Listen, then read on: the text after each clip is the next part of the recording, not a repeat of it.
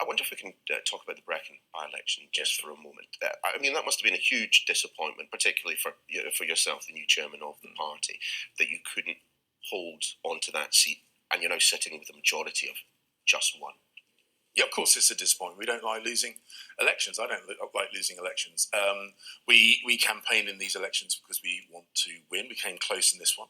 My frustration, and I know you brought it up with Claire, my real frustration is that 3,000 people who voted clearly because they wanted Brexit delivered have now got a Lib Dem MP who's going to make it her cause to try and prevent Brexit. Yeah, that suggests that they don't believe you when they say that you're going to deliver Brexit by October 31st. Well, they should, because I tell you now, we are going to deliver Brexit by the 31st of October. Fact. So there's got no ifs, no buts. No ifs, no buts. It's going to happen. If it doesn't happen, will you resign? No ifs, no buts. We are going to... If it doesn't happen, would you resign? So the point is, if it doesn't happen, the collapse in confidence in democracy... In a democracy, you don't pick and choose which election results you abide by. We had a referendum. We made it clear, both sides of the referendum made it clear that it would be delivered. The House of Commons voted to trigger Article 50. And Article 50 means that you leave at a date with or without a deal. The House of Commons voted for that, and that is what... Yeah, that's what everyone on the proviso that we were going to get a deal. No. Article 50 is clear. Article 50 is clear. If you cannot get a deal, you leave anyway. And the majority, including John Ashworth, who was on the triggering of Article 50, did so believing that no deal was a possibility. Article 50 is explicit. At the end of the process, if you have not agreed a deal, you leave anyway. The House of Commons, including Jonathan Ashworth, who you had on earlier, voted for Article 50. Explicit, not implicit, explicit in that is leaving without a deal if one cannot be agreed. The Prime Minister is trying to get a deal, and if we can get rid of the undemocratic backstop, we may be able to leave with a deal. But if not, we are going to leave on the 31st of October. But which is it? We see there seems to be some vacillation in the messaging coming from Downing Street, particularly this week, as to where the likelihood of no deal is. On the one hand, you've got the Prime Minister telling me that it's 1,000,000 to 1 of a chance. We had Rishi Sunak on the show last week saying that no deal preparations are now the government's number one priority. I mean, frankly, those two don't tally. No, they absolutely do. They absolutely do. 1,000,000 to 1, it's going to happen. So the point is, the Prime Minister's made it's our number one priority. The Prime Minister has made it clear that we want to leave with a deal. And if the EU can demonstrate a degree of pragmatism and flexibility, that can be done.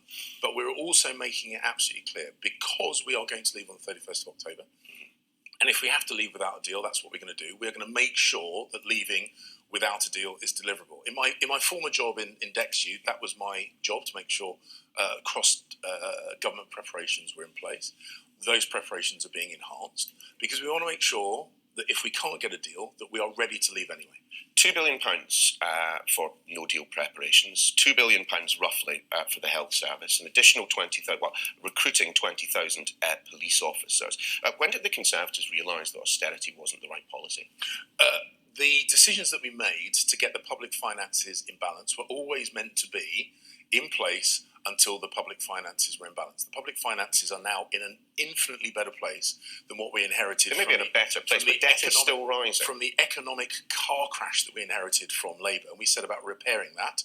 That wasn't easy, but we're now in a place where the economy is performing significantly better, much better.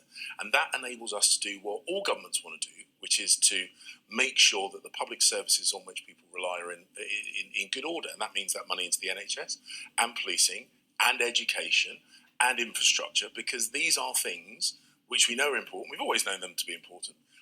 And the economic decisions that we had to take in the aftermath of Labour's ineptitude, we had to do to get the economy in the kind of place where we can spend money.